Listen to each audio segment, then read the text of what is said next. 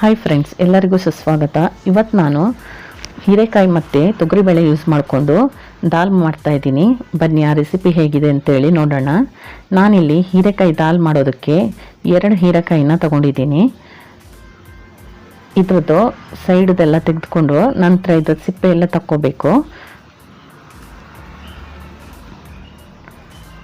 ನಾನು ಇದ್ರದ್ದು ಸಿಪ್ಪೆನೂ ಬಿಸಾಕಲ್ಲ, ಇದ್ರ ಸಿಪ್ಪೆಯಲ್ಲಿ ಚಟ್ನಿ ಮಾಡ್ತೀನಿ.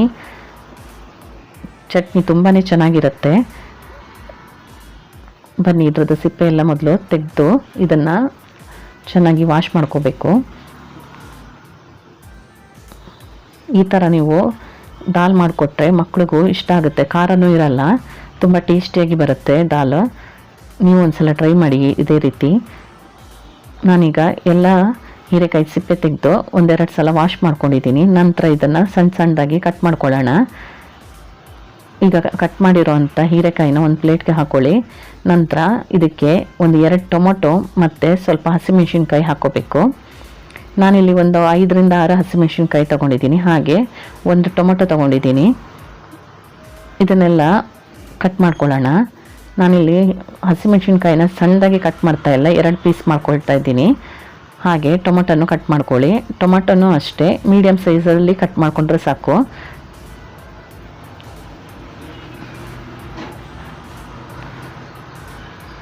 ಇದನ್ನು ಅದೇ ಪ್ಲೇಟ್ಗೆ ಹಾಕಿ ತೆಗೆದಿಟ್ಕೊತಾ ಇದ್ದೀನಿ. ಹಾಗೆ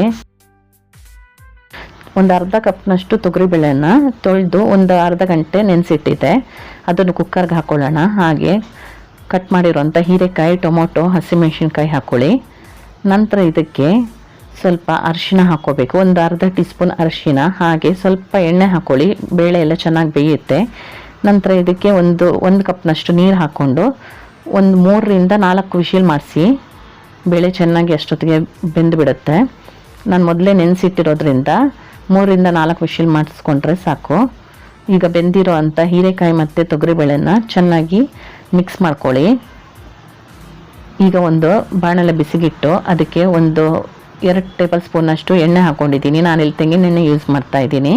ಅದಕ್ಕೆ ಒಂದು ಅರ್ಧ ಟೀ ಸ್ಪೂನ್ನಷ್ಟು ಸಾಸಿವೆ ಮತ್ತು ಒಂದು ಅರ್ಧ ಟೀ ಸ್ಪೂನ್ನಷ್ಟು ಜೀರಿಗೆ ಹಾಕ್ಕೊಳ್ಳಿ. ನಾನಿಲ್ಲಿ ಒಂದು 5ರಿಂದ 6 ಬೆಳ್ಳುಳ್ಳಿನ ಜಜ್ಜಿಟ್ಕೊಂಡಿದ್ದೀನಿ, ಅದನ್ನು ಹಾಕ್ಕೊಳ್ಳೋಣ. ಹಾಗೆ ಸ್ವಲ್ಪ ಕರಿಬೇವು, ಇದಿಷ್ಟು ಹಾಕ್ಕೊಂಡು ಬೆಳ್ಳುಳ್ಳಿ ಚೆನ್ನಾಗಿ ಸ್ವಲ್ಪ ಕಲರ್ ಚೇಂಜ್ ಆಗೋವರೆಗೂ ಇದನ್ನು ಫ್ರೈ ಮಾಡ್ಕೊಳ್ಳಿ.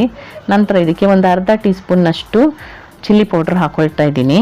ಹಾಗೆ ಬೇಯಿಸಿರೋ ಅಂಥ ಹೀರೆಕಾಯಿ ಮತ್ತು ಬೇಳೆನ ಇದಕ್ಕೆ ಹಾಕ್ಕೊಂಡು ಚೆನ್ನಾಗಿ ಮಿಕ್ಸ್ ಮಾಡ್ಕೊಳ್ಳಿ. ಈಗ ಇದಕ್ಕೆ ರುಚಿಗೆ ಬೇಕಾದಷ್ಟು ಉಪ್ಪು ಹಾಕ್ಕೊಳ್ಳಿ. ಇದನ್ನು ಕುದಿಯೋದಕ್ಕೆ ಬಿಡೋಣ. ಚೆನ್ನಾಗಿ ಕುದೀತಾ ಇದೆ. ಈಗ ಇದಕ್ಕೆ ಒಂದು ಅರ್ಧ ಲಿಂಬೆಹಣ್ಣನ್ನು ನಾನು ಇದಕ್ಕೆ ಹಿಂಡ್ಕೋತಾ ಇದ್ದೀನಿ. ಏನಕ್ಕಂದರೆ ಟೊಮೊಟೊನು ನಾವು ಒಂದೇ ಹಾಕಿರೋದ್ರಿಂದ ಹುಳಿ ಅಂಶ ಇರೋದಿಲ್ಲ. ಹಾಗಾಗಿ ಒಂದು ಅರ್ಧ ಲಿಂಬೆಹಣ್ಣನ್ನು ಹಿಂಡ್ಕೊಳ್ಳಿ. ಕೊನೆಗೆ ಸ್ವಲ್ಪ ಕೊತ್ತಂಬರಿ ಸೊಪ್ಪು ಹಾಕ್ಕೊಂಡು ಗ್ಯಾಸ್ ಆಫ್ ಮಾಡ್ಕೊಳ್ಳಿ. ನೀವು ಈ ರೆಸಿಪಿನ ಟ್ರೈ ಮಾಡಿ. Thank you for watching.